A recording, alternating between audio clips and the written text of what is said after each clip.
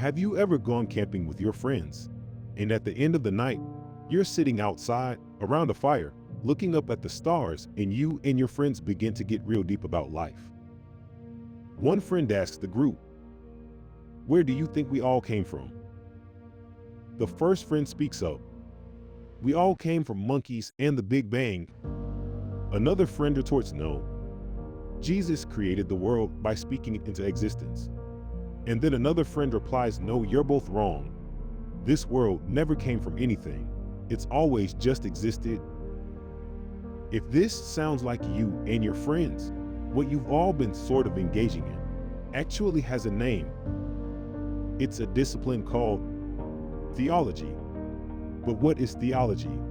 The word theology is derived from the Greek word theologia, which is a synthesis of two smaller words. Theos meaning God, and logia or logos meaning discourse, sayings, reason why, or study of. Put literally, theology is discourse about or study of God. From this definition, we can see that theology is not only something done by university academics when trying to make sense of the world. We all engage in theology. Do you have to believe in God to study theology? Well, we have already suggested that everybody on the planet already has a theology, a concept or notion of God. It could be even argued that the atheistic position, that there is no God, is just an alternative theological stance. Although, theoretically, there are no limits as to how one could consider the identity and nature of God. It's relatively simple to group and classify theological ideas by categories. For example, Judaism and Islam both believe that there is only one God, and therefore both can be classified together under the banner of mono, one, theism, God. Hinduism and Greek mythology, believing in many gods, would be grouped under the banner of poly, many, theism, gods. By asking yourself simple questions like, do I think there is a God? Do I think there are many gods or only one? Do I think that God is the creator of the universe? Do I believe he is all-powerful or all-loving? You can begin to formulate the beginnings of your own theological position. But is theology just about espousing different positions to each other? I think God's like this. I think he's like that.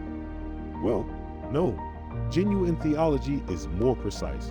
According to the great 19th century Dutch theologian and Prime Minister Abraham Kuyper, theology is the science of God and the relations between God and the universe. Now, approaching matters of God as a discipline of science may seem strange or even impossible, for no one can go out with their microscope or telescope and discover God.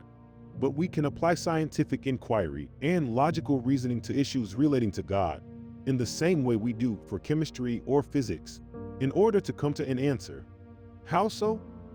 Well, when scientists attempt to move beyond their current level of knowledge, they make educated guesses about why things behave the way they do, and then they look to see if the evidence fits that theory. It can be the same when studying issues relating to God. We can ask, does this theory about God fit or make sense of the world around us?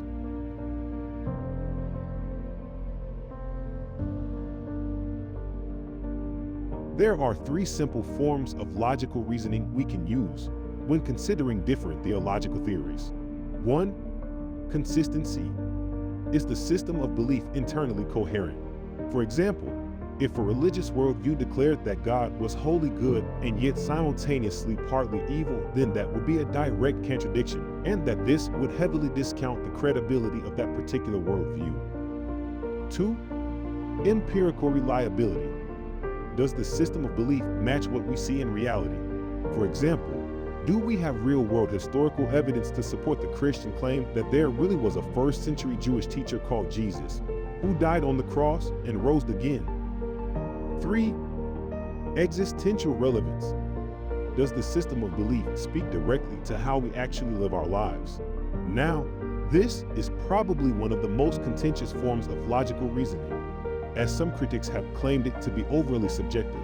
But the human experience is real and shouldn't be entirely discarded. Consider the following. Why is there something intrinsic inside each one of us that idealize concepts such as love and justice? The universal and intrinsic existence of such concepts would give us reason to believe that if God, or at least a good God, did exist, he would perfectly exemplify and value such attributes as love and justice.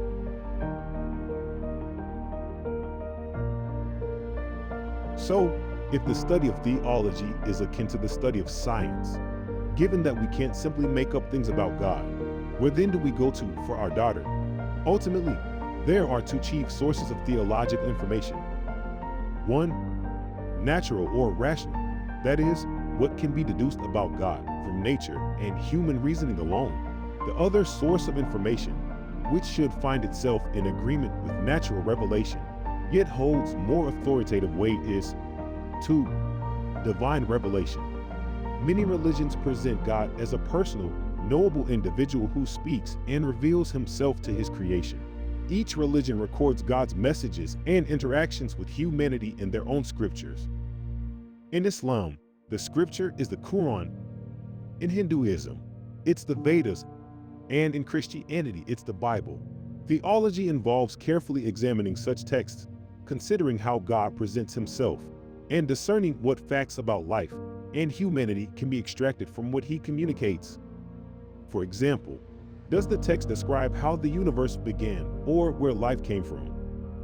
Good study of theology also involves integrating science and reason in order to further authenticate or invalidate a religion's scripture as divinely inspired. Put another way, are there good reasons to believe that this particular scripture contains the words of God? Today we discussed how theology is discourse about or study of God. We've learned that everybody has a theology, and it isn't just a subject topic for university professors. We also discussed how theology should be conducted as a quest for truth, and that each religion has its own source from which they draw theological knowledge. That's all for now. I hope you found this video helpful. If you're interested in learning more about theology, go check out the rest of our theology content on the platform. Until next time, God bless.